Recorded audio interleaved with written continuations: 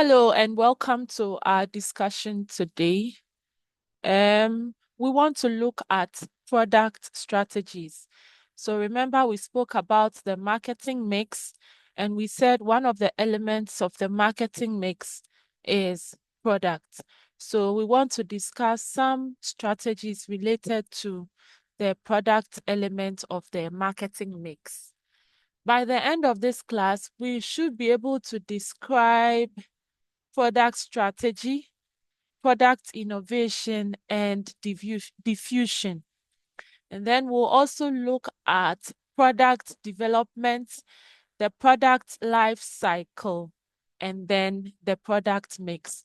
So it will be quite a journey. Let's brace ourselves and go through the product elements of the marketing mix.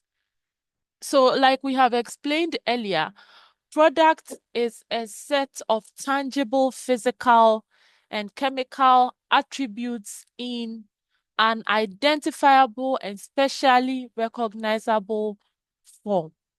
So once we talk about a product, there should be some features, and these attributes or features can be physical, they can be chemical, all right?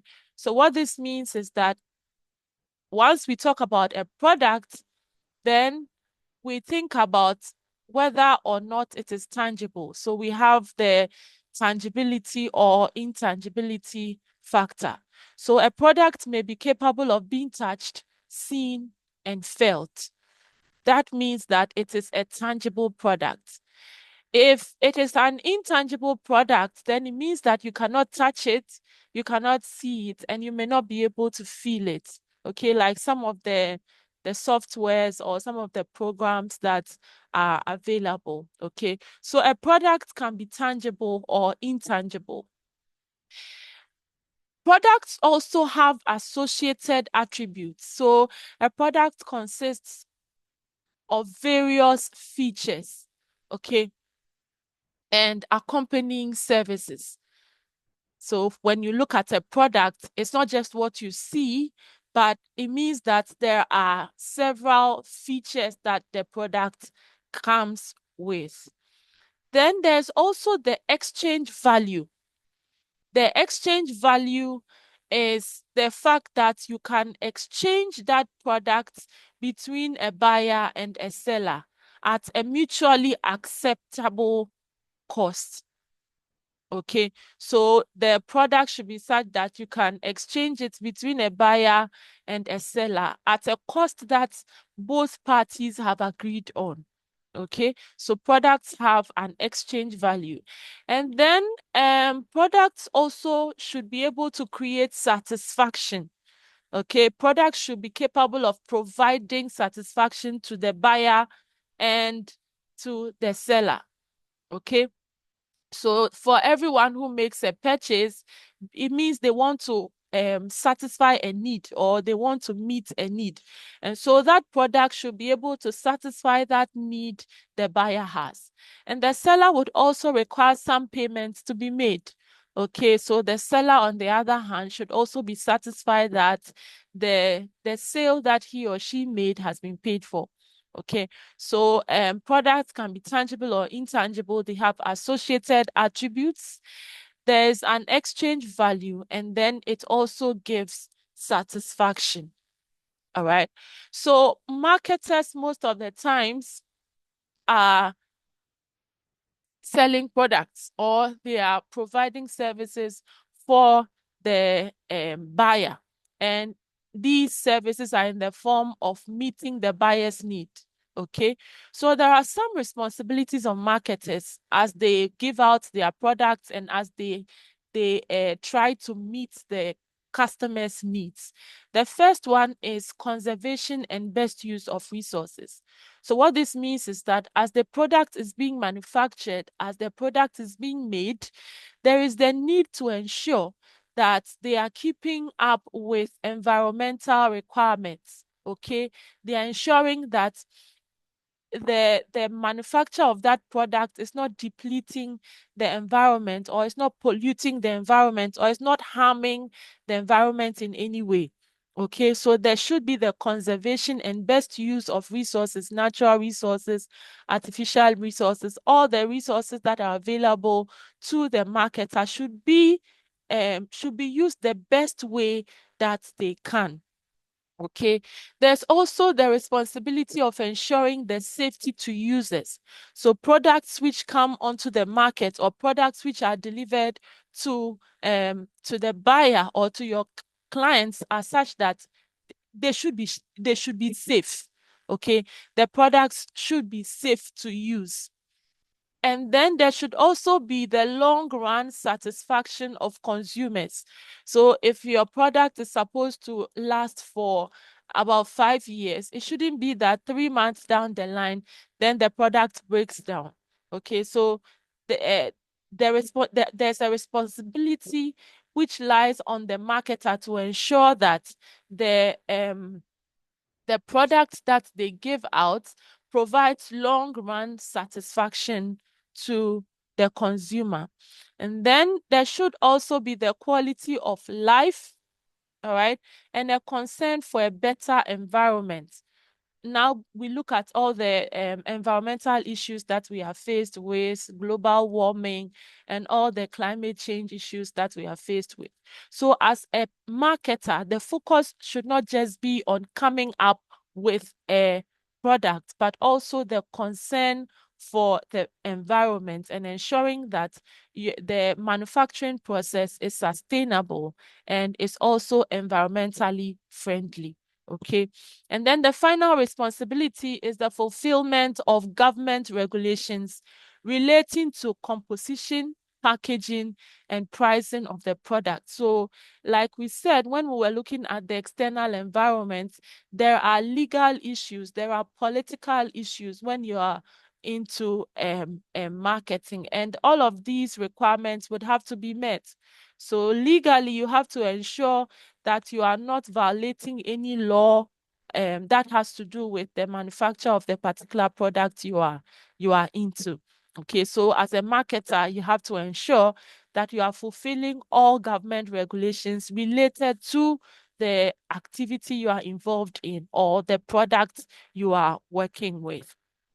So if we look at the product concept, we can classify it into three viewpoints, right? We have the managerial concept, you have the consumer concept, and then the societal concept. So the product concept can be categorized in three: the managerial concept or managerial viewpoint, consumer concept or consumer viewpoint, and then the societal concept or societal viewpoint. Okay, so the managerial viewpoint requires that basic properties which indicate the product that the product is good and the service offered is of best quality. Okay, so the managerial viewpoint will focus on the properties of your product. It will focus on the packaging, the branding, and ensuring that the product life cycle and everything is working as it has to be. Okay, then managerial viewpoint also focuses on product planning and development as well as the product mix. So from the managerial viewpoint, these are the areas that the product concept focuses on.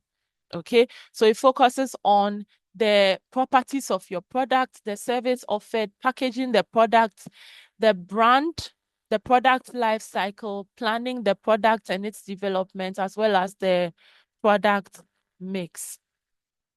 Okay, and then from the consumer viewpoint, the consumer looks for a group of symbols. Okay, we call it the sometimes the logo or what the consumer can identify the product with. Okay, and from the consumer's viewpoint, each symbol that they see or whatever communication, okay, so whatever symbol that you have on the product should communicate something. Okay, so in the consumer's mind, what they see on your product communicate something to their minds. Okay. Then there's the perception of cues, the meaning given to those cues.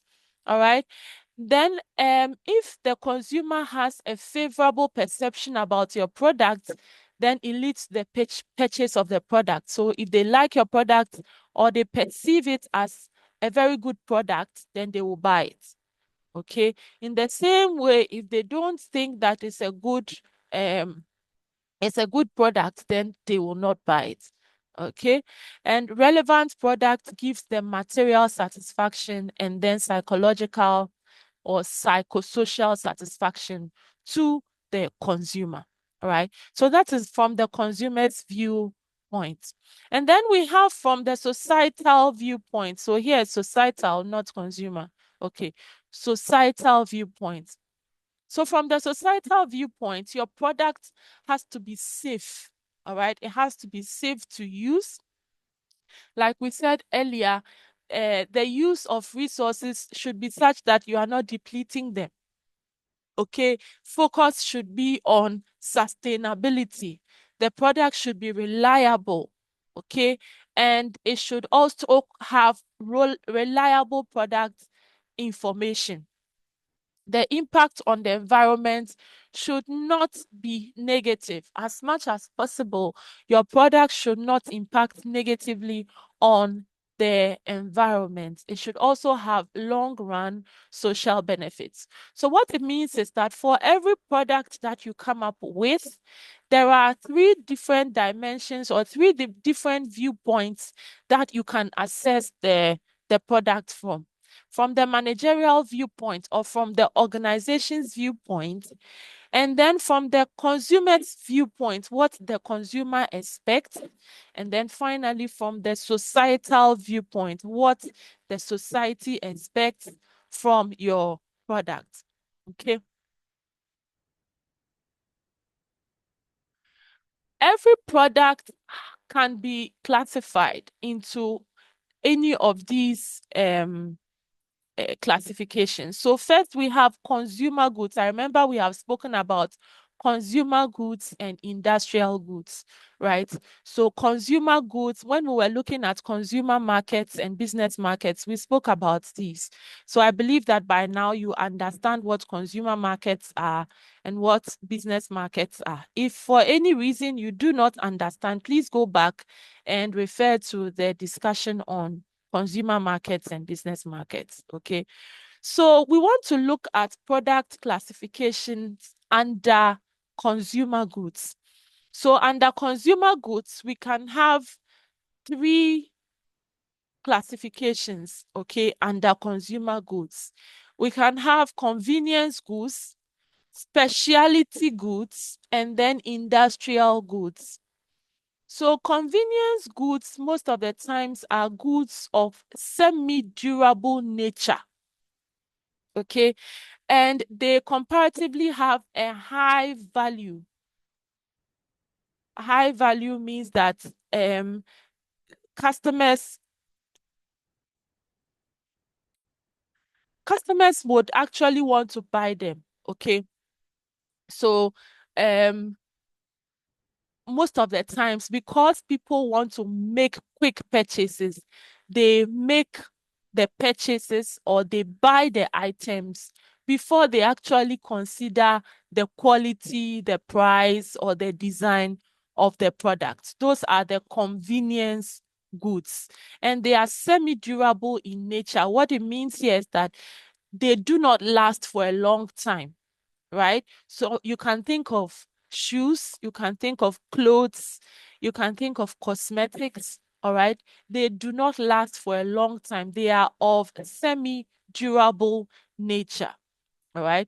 So the customer's buying motives exhibit a high degree of differentiation in the purchase of these items, right? So because there are a lot of shoes on the market, for a consumer to make a purchase, they would look out for some different features or some specific features on the product. And that is what will make them that will cause them to make a purchase. Okay. So you'll notice that for convenience goods, as a marketer, if you are into the the sale of convenience goods, then there has to be a high level of differentiation on the market so that the consumer's attention will be drawn to your product. Okay, and there are several ways you can differentiate your product. We have spoken about this already. Can be with the cost, it can be with the quality, it can be the benefits that come with using your product and all of that. Okay, then you have the specialty goods. These goods or these items possess unique characteristics or brand identification. And because of these unique characteristics, some people would want to make a purchase. All right. And most of the times, the specialty goods are more durable as compared to the convenience goods. Okay, so for the specialty goods, you can think of TV, radio, refrigerators, and the steel furniture. Okay, you notice that these ones, when someone makes a purchase, they can be in use for years. Okay, then you have the industrial goods. Industrial goods are those goods which are destined to be sold for use in producing other goods. So like the raw materials that businesses use. Okay. So what these goods are used for most of the times are in manufacturing companies, and they serve as raw materials. Okay, not always raw materials, but goods that would be used to manufacture other goods are called industrial goods. Okay, so consumer goods can be convenience, can be specialty, or they can be industrial goods.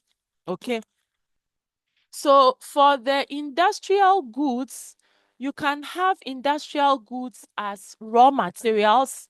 You can have industrial goods as equipment. You can have them as fabricated items. And you can also have them as operating supplies. Okay.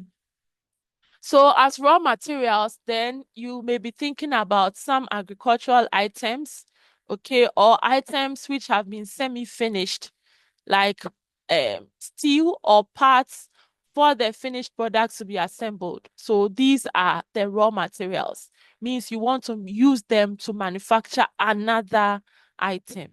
You can also have industrial goods in the form of equipment.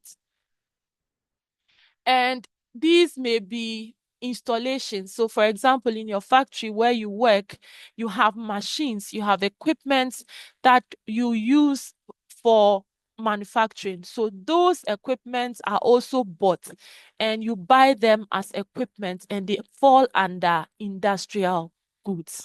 Okay. And these items move directly from the producers to the industrial users. Sometimes they even help you to install the machine in your factory or in your warehouse, wherever it is you are going to use the equipment. Okay. Then you can also think about fabricated items. And these consist of parts that are used in the assembly of finished goods like a car, all right, or like an automobile. So you realize that there are several parts and each part is fabricated differently. And then once they are done, they are assembled together. So you can have each of the fabricated parts as an industrial goods that you buy. Okay, so you buy everything and then you put them together or you assemble them for your final product. And then lastly, you can have industrial goods in the form of operating supplies. So operating supplies like fuel, you can have coal. Sometimes we have you have cartridges, okay, you have A4 sheets and all of those.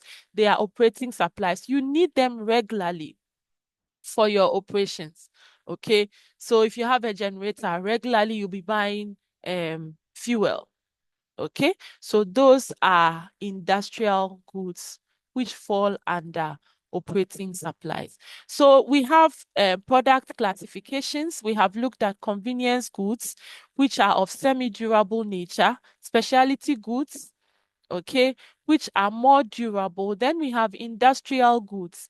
Industrial goods can be raw materials, equipment, fabricated items, or operating supplies.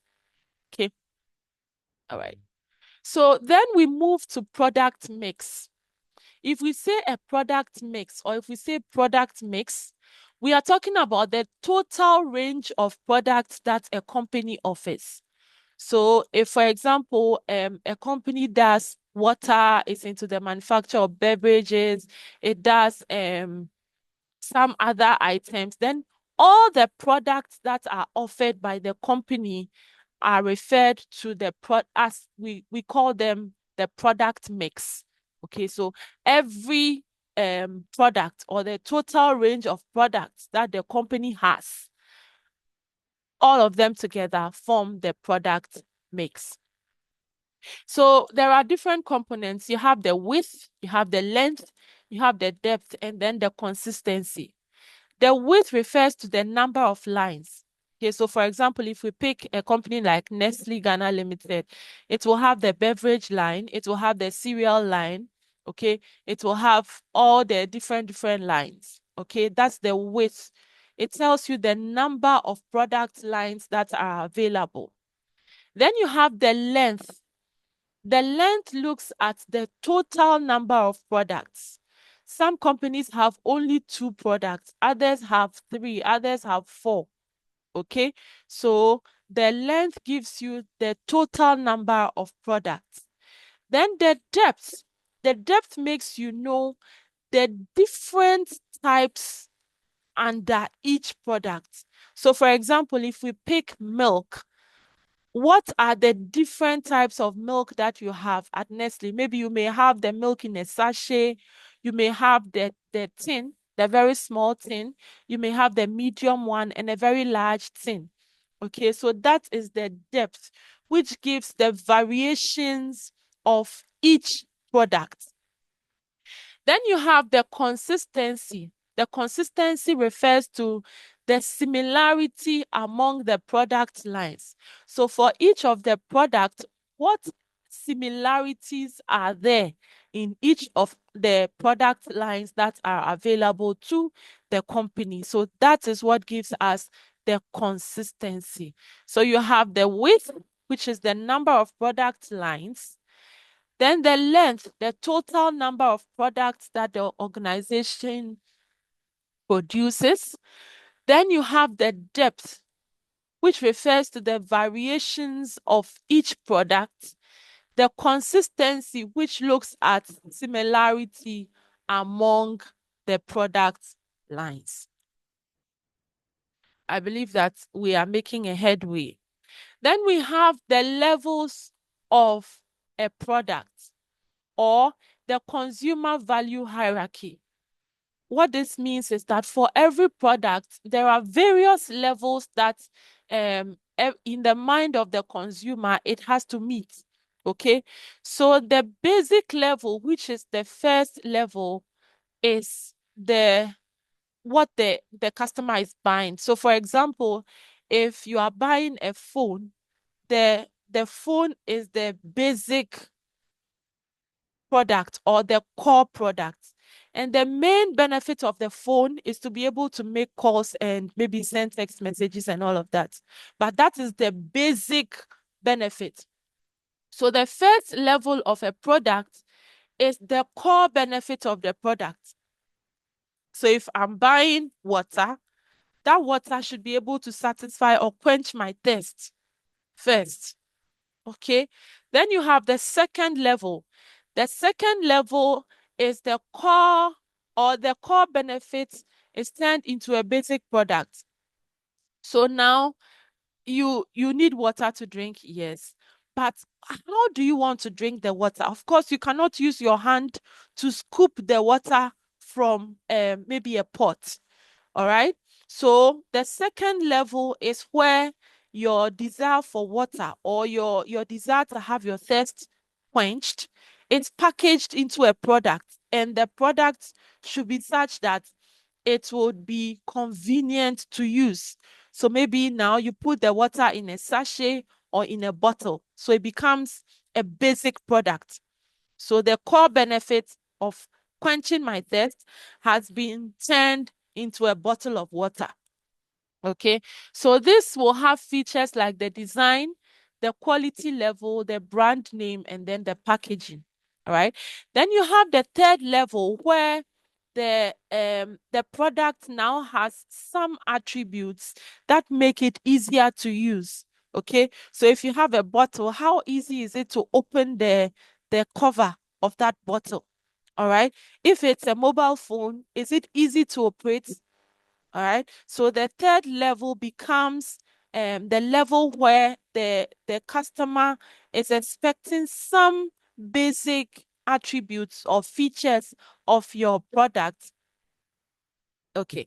Then you have the fourth level where the product becomes an augmented product.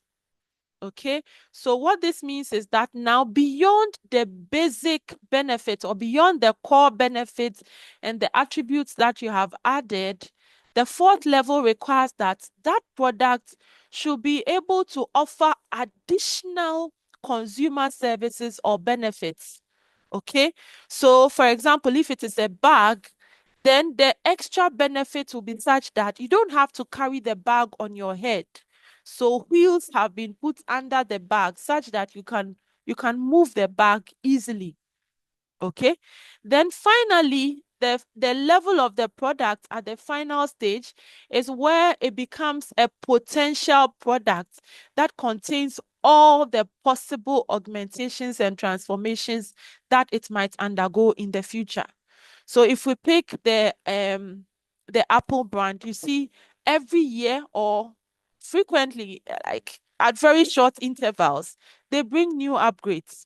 Okay. And every upgrade comes with some additional consumer benefits that they know you would want and will make you buy their product. So these are the levels of a product from where it is just providing the basic benefit or the main reason for which that product exists, and to the level where you can now be upgrading it and adding on benefits as and when it becomes necessary. Okay. We move on now to the product strategy.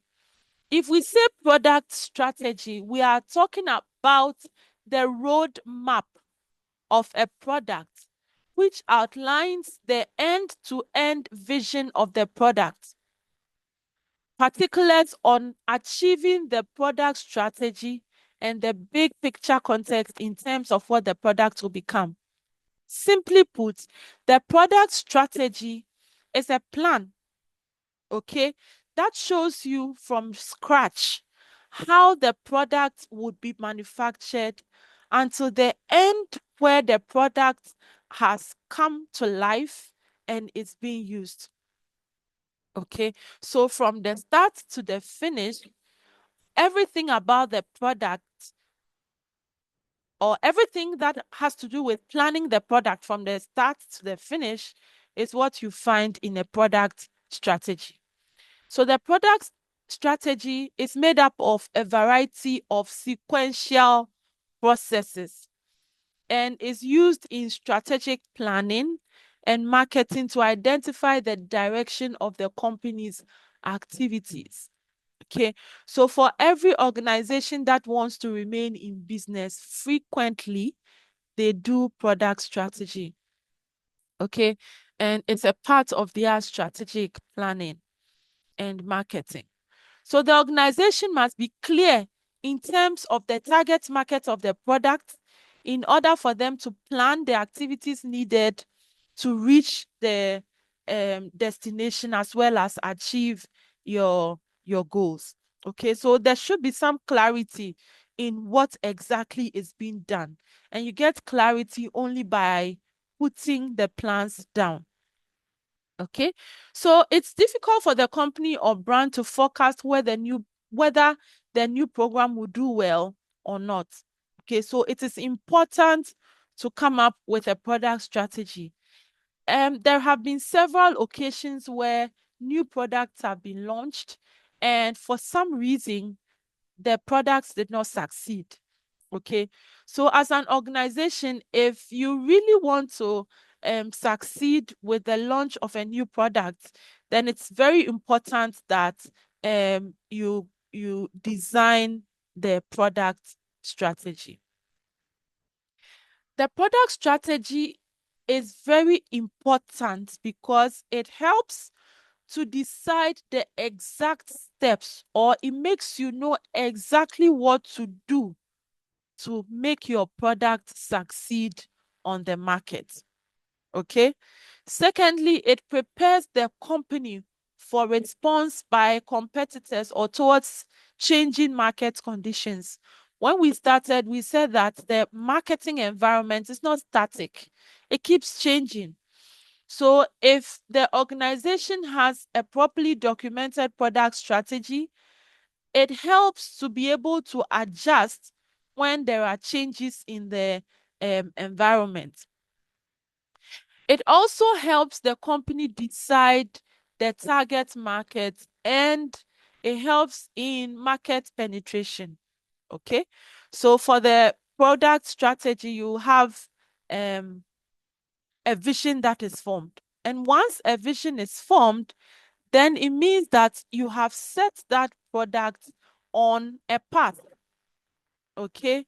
And what it means is that if you are able to follow through that path, then there would be success. Okay. So if there's as you go on that path, or as you implement your plan, when it becomes necessary, you make changes. Okay. And that is what will ensure success for the organization. So it's very important that every organization has a product strategy. Okay. So, in the product strategy process, there are some things to consider. The first is the marketing mix. We have spoken about the marketing mix. If you don't know what we have said about the marketing mix, please go back there and um listen. Okay. So you first focus on the marketing mix, the 4 P's: product, price, place, and then promotion. If you are doing the 7 P's, you add your process and the others. But the first is to look at the marketing mix. So in the marketing mix, you realize that the product is the most important element of your marketing mix. So you have to decide on which segment you want to focus on. We have done that also. All right. And then design your marketing mix. Then you now look at the levels of the product. We have looked at the various levels of the product, from where you are just meeting a need of the consumer, to where you have developed a product that that you just have to keep adding on features, and you are good to go. All right. So which level do you want to, or which of the levels do you want to place your product? Is it level 1, level 2, level 3, 4, or 5? Okay. If you get to level 5, then you are at the level where you only have to be adding on benefits onto the product. But you have to consider this in your product strategy. Okay, so you look at the levels of the product. Then you can also consider the type of product. Okay, would you want to come up with a durable product or non-durable product? Do you want to look at shopping goods, specialty goods? Okay, or you want to look at convenience goods, industrial goods, consumer goods, service goods? Which of the products do you want to come up with? This has to be considered in your strategy. All right. Then you also consider differentiation. Okay. And with differentiation, you are looking at how to set your product apart from what is already existing on the market. So you want to look at the form of your product, the features you want your product to have, how you want it to perform on the market, the performance level, its reliability, the repairability, the durability, the style, the design, how easy or difficult it is to order, how easy or difficult it is to install, customer service, issues of warranty and guarantee. Okay, so all of these are differentiation issues that you have to consider in your product strategy, because these will make your product stand out, or they'll make your product different on the market. Okay, and then you can also consider brand elements in your product strategy. Okay, so the brand elements, you have to consider your identity. What identity do you want to have on the market? What image do you want to create on the minds of your consumer? Okay, so what brand elements do you have for your product? All of these would have to be considered. Then you look at your product design. Okay, the product design focuses on how you want to meet the customer's need. So in the example you have here, if we say desktop and laptop, they can do the same things. You can do on a laptop what the same task that can be performed on a desktop. Okay, so all of them are computers, but you can have a computer in the form of a desktop or in the form of a laptop. So how do you want to come up with your product? Okay, so that is the product design, right? Then you have the product mix. The product mix here, depending on your business, if the company has only one product line, then really it's just one product you have. So there's no need to do anything. But if you have more than one product, then that's it. Okay. However, even if it is one product, there are times that you can have variations of the same product. So you think through it, even if it is just let's say it's only water you are manufacturing, then the variants will be the 500 ml, 1 liter, or 1.5 liters. Or maybe you want to bring your water in a can instead of a bottle, or instead of a sachet. Okay, so um this would, you have to think through the product mix as part of the product strategy.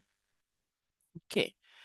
So once you come up with a strategy, then we go into the product development or new product development.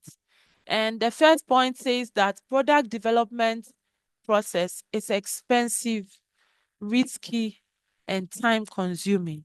What it means is that you cannot just get up one day and say you are bringing to the market a new product. As nice as that sounds, it may be very catastrophic if you have not done what has to be done before introducing into the market a new product. Okay, so there are some steps you need to follow when you are coming up with a new product. Okay, and this helps to at least minimize the failure rate, or it helps to ensure that you succeed, or it helps to increase the success rate of the product you are introducing on the market. Okay, so you have the idea generation, the screening, concept testing, business analysis, the product development, the market testing, and then the commercialization.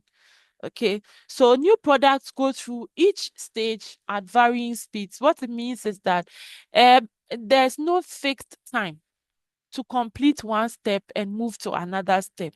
Okay, so depending on which product you have, the process may be shorter or it may be longer for other products. Okay, so we have the idea generation, But it first starts with a strategy. We have spoken about the product strategy and all that you have to consider.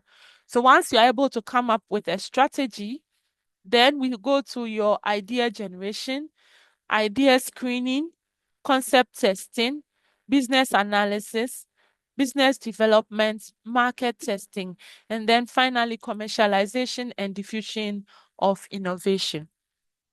So what we'll do is quickly look at what happens at each step. We have looked at the product strategy. So what happens here is that top management or senior management would give a sense of direction, or they'll provide a vision for the new product development. So they would let the team know where the organization is headed or what the organization wants to do. Okay, so top management will give guidelines about which product or market that the company is interested in serving. And then they will come up with a team. Of course, it's not an individual. So a team will be put together, and then they would focus on how to get to work. But it starts with top management communicating with the team on what has to be done or what they intend to do. The next step is idea generation. So once top management informs the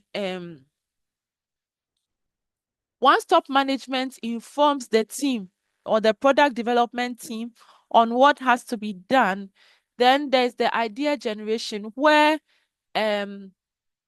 people come up with concepts. Okay, they come up with how they feel that management's vision can be met. Okay, so sometimes there are several ways to come up with ideas. Okay, and depending on the environment that the team works in, they can come up with, it will be easy to imagine, okay, and come up with ideas, all right, on what to do.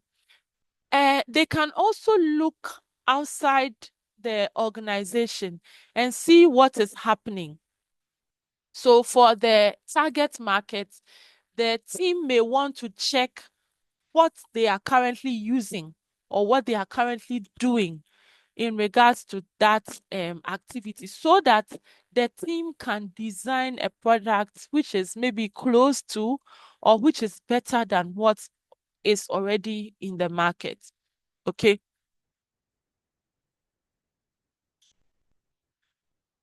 So basically, the idea generation helps to come up with ideas on what exactly to do. Then based on the different ideas that have come, there's the need to screen, because let's say if there are 5, 6, 8 people on the team, and everyone makes a suggestion on what has to be done. If at least everybody brings one, then it means that you, by the end of your brainstorming, you have about 8 ideas, or you have about 10 ideas. You cannot implement all of those ideas, so you have to screen them. So this stage is where the company ascertains whether the new products being developed will fit in with the company's strategy and resource availability. Some of the ideas may be very good, but the company may not have the resources to implement them. Okay, so you notice that even though the idea is good, it has to be shelved. So the idea screening ensures that the team selects very good ideas that align with the company's strategy, as well as the resource availability. Then there's concept testing. Concept testing is where the idea, okay, the idea is tested. Testing of the idea here means that the team will come up with a sample or a design.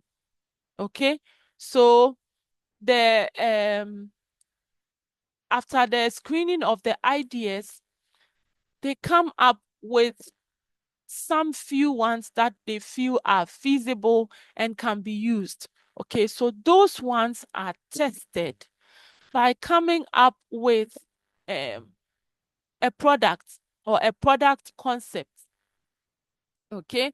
And once they come up with the different concepts or the different varieties, they give it out to customers, and the customers check or they use them and give feedback. Okay. So this process allows the customers to give feedback on the new product. And because there are alternatives, the customer is able to give feedback on each of the alternatives that have been given. So this will help the team to know which of the concepts will work and which of the concepts will not work. All right. Then the next step is business analysis. So at the business analysis stage, the team will estimate sales, costs, and then profits of the product. Okay, so here the company identifies the target markets, its size. Remember that the segment has to be attractive before you target it. So once you target it, you have to know the size, the projected product acceptance over a number of years. Okay, you should check the prices of the items, how much you are likely to sell it, and if it will be sustainable. Okay, and then you do all your estimates at this point. So you do a business analysis of the product. Sometimes you may have a very good product, but you notice that it's not viable in a proper or typical business case. You will not be able to survive maybe 2 or 3 years, and you may go bankrupt. So you have to do the business analysis, check the figures, and see that everything is okay. If that happens and you are able to ascertain that everything is okay, you can move on. Then you get to the product development stage. All right. So here you are sure that the product is one that your customer will accept. You have the resources to come up with the product. You also have done your business analysis, and you know that your product is viable. It can thrive on the market. The product development stage is where you look at how the product will look like. Okay, so here's where you think about the length of your product, the weight, the size, the shape, okay, the texture, how smooth it will be, how rough it will be. All of these are done here. Whether it will be big, okay, like a desktop, or it will be small like a laptop, or if it will even take the form of a smartphone, right? So that is what happens at the product development stage. And the product development process is faster and results in the development of better high quality products when everybody works together. Okay, so engineers, technicians, marketers, finance, everybody should work together. If people work individually, you notice that the discrepancies are more, the differences are more. But once they work together or they put their efforts together and they're able to work together, then the process goes fast. Otherwise, the product development stage or the product development phase may take a very long time because the team members are not working together. So it's very important that they work together. The next step is market testing. So market testing is where the team have actually manufactured the product. They've come up with a prototype, but you have to check the market and see if the cost you want to, the price you have put on that product to sell it, it's actually what people are ready to buy that product for. Okay, so you have to test the market so that it won't be like you have manufactured in bulk and then now you go to the market and people are telling you, no, this cost is too much. It's too high. The price is too much. We cannot pay. Okay. So in order to avoid that situation, you don't manufacture in bulk. You produce a limited number. Okay. Just a small number and test the market. See if customers are ready to pay for the price you have put on that product. Okay. And most of the times people call it a product launch. So you launch the product, see how well people appreciate it, how much they are willing to pay for it. And even if they are willing to pay for it, that's another thing. Okay, so you test the market with your product launch. And then based on feedback during the product launch, you can now commercialize. Commercialization here means that you are producing in large quantities. Okay, so that's the commercialization and then the diffusion of innovation. What it means here is that once you commercialize, it's not like day one you start making 100% profits. It takes a while for people to get to know about a new product. Okay, we call that the rate of diffusion. Okay, and the rate of diffusion depends on a lot of factors. It depends on the characteristics of the innovation. Okay, it depends on the social system or the target market where the innovation has been introduced. It depends on the channel of communication that the marketer will use to explain that innovation to prospective customers. And then it also depends on the amount of time that has lapsed since the introduction of the innovation. So what it means is that the rate at which people will get to know about the new product depends on all of these. Okay. If the innovation is such that it's something that everybody needs, it will take a shorter time to get it across board. In the same way, if the innovation has been around for some time, maybe 6 months, 8 months, you can be sure that quite a number of people would have heard about about it, rather than if it has been out for just 2 weeks or 3 weeks. Okay, so this curve here shows the diffusion of innovation, and you realize that people do not just accept a new product that it has come like that. It takes a while. Okay, it takes a while. So when you introduce a new product on the market, there are the innovators. These are people who are interested in new things. They want to try new things. So once it comes onto the market, they want to make use of it. You call them the innovators. Then you have the early adopters. Okay. Then as time goes on, the early majority will join in. Then you have the late majority and then the laggards. The laggards are the last group of people who would want to make use of a new product that has come into the system. And most of the times, the laggards are those who are very pessimistic. They want to check and be sure that people have used it. When they used it, what happened? What was the effect? Was it okay? All right, they want to hear all of those reports, and then based on that, they decide to also use the new product that has come onto the market. Okay, so basically, that's about the new product development. We'll quickly look at the product life cycle. So once every product is introduced onto the market, it goes through a set of stages, and this is what you call the product life cycle. When a baby is born, the baby starts to crawl, starts to walk, they go to school, nursery school, primary school, and then they grow old, then they become very old, they cannot walk, they may have to use walking sticks and sometimes wheelchairs and all of that until they finally die. All right, so you call that the life cycle of a human being. In the same way, if a new product is introduced onto the market, it goes through stages. Okay, and these stages are known as the product life cycle. Okay, so the product life cycle can apply to a brand, it can apply to a category of products. All right, and this refers to the time from when the product was introduced to when it leaves the market. It's not the same for each product. In fact, human beings do not all die at the same age.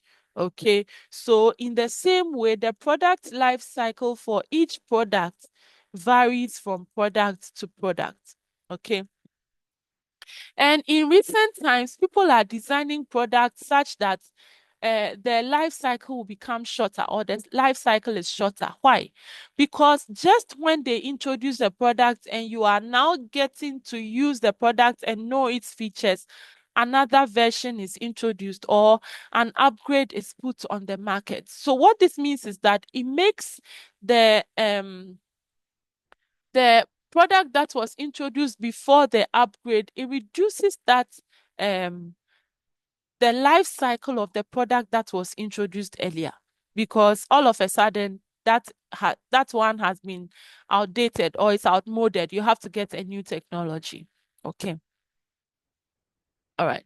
So the stages of the product life cycle, you have the introduction stage, you have the growth stage, the maturity stage, and then the decline. Okay. So for every product, there's the introduction where the new product comes onto the market. Then there is a growth. From growth, you have a maturity and then the decline over time.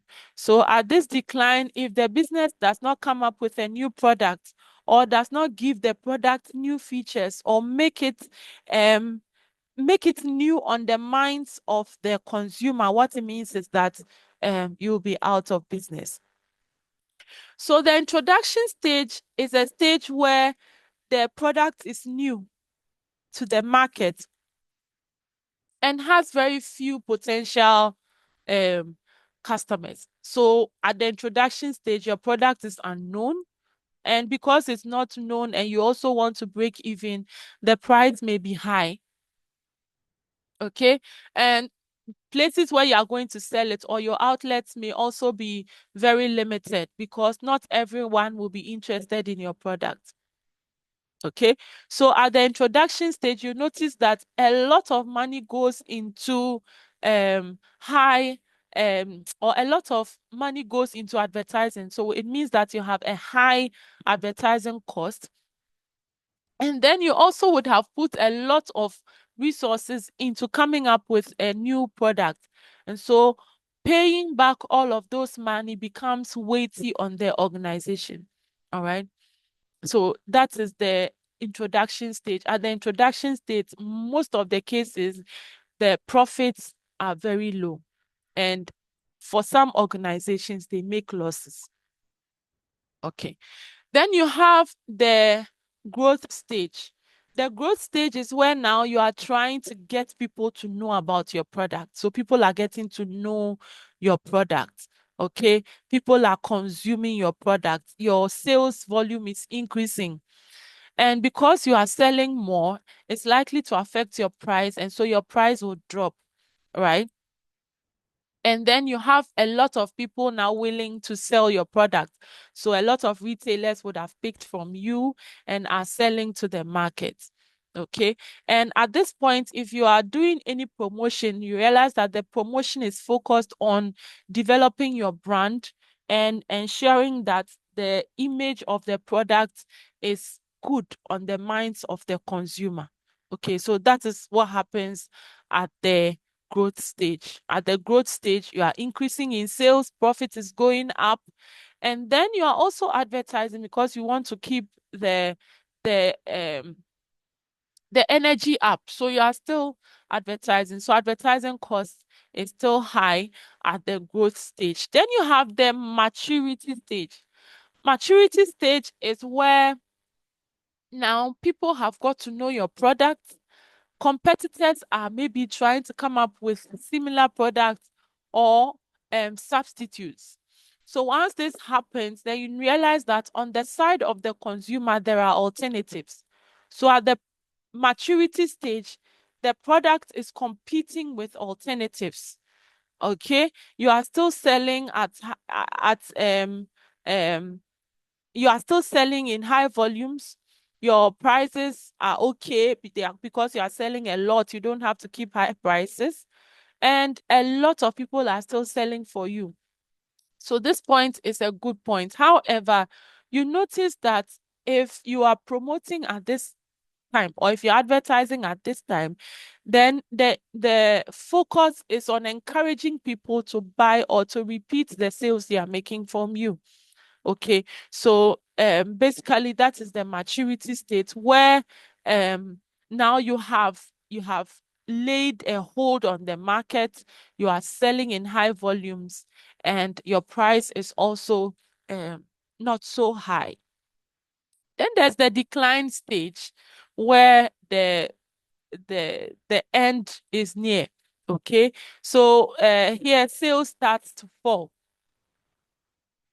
because you have a lot of competitors doing the same thing or who have come up with substitutes of your product. Okay, so at the decline stage, you realize that sales will reduce, and the fact that sales will reduce does not mean your price will go up. So if sales will reduce, your prices will also begin to fall, and people may not really want to sell for you anymore. They may not want to buy your products anymore.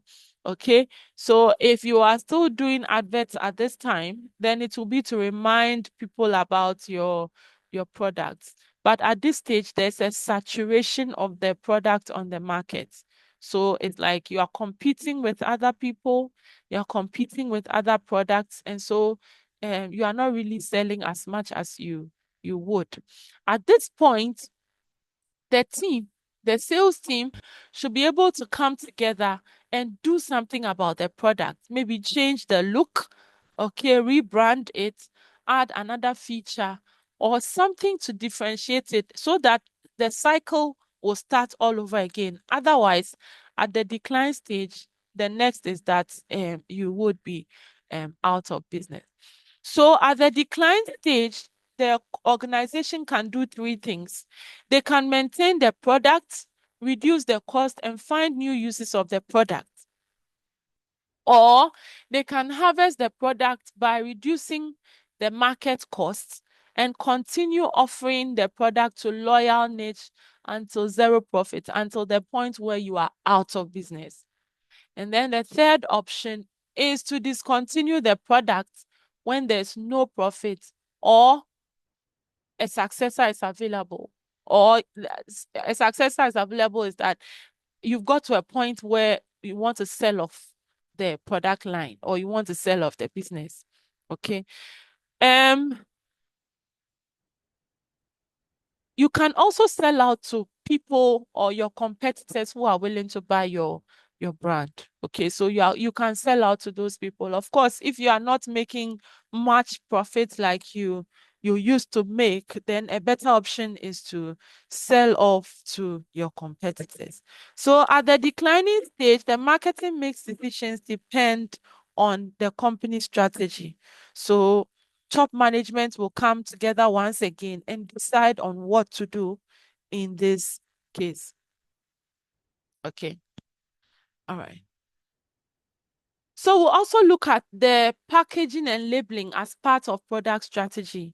Okay. You realize that every product, you don't just give it out like that. There's the bit of packaging and labeling. Packaging provides protection, it provides convenience, and then it also tells the consumer what is in the product. Okay. And then labeling provides product information, legal compliance, and then promotional appeal. If you are packaging, it is advisable to use innovative designs. Innovative designs here mean that you should try to get packages that after opening you can reseal. Of course, if the product is such that someone cannot finish everything at a sitting, you should expect them to keep it. So if they are keeping it, how do they keep it once they have opened it? So you, the marketer or the product developer, should think about innovative designs. And these designs should also be eco-friendly so that it's not like because people are buying your product, they are polluting the environment. Okay. And then for labeling, it is important to highlight the features and benefits of your product. Okay, because that is what the consumer will see and then they'll be attracted to it. So when you are labeling the product, it has to highlight the features of the product and then the benefits of the product. After selling, as a marketer, we have already discussed that your work has not been completed. There's what you call the after sales service in marketing. And for products, what after sales service does is to help the customer, okay, to be able to use the product that they bought. So, for example, if they bought a television from you, you should help them to install it. Okay, if they have issues with the product, you should help them with warranty.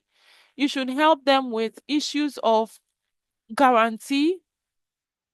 Okay, there are times that they need your support. They need your support to be able to do some other installations on the equipment that they've bought from you. You have to be able to provide that support. Okay, so all of this is to ensure that the customer is satisfied.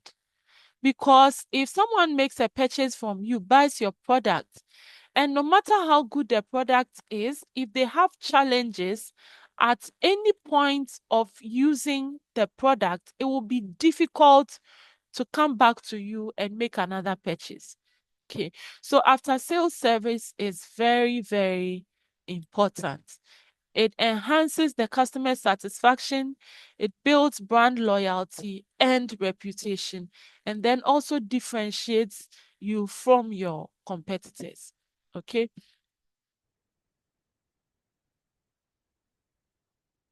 So to conclude on the product strategies, we say that products are classified into consumer and industrial categories.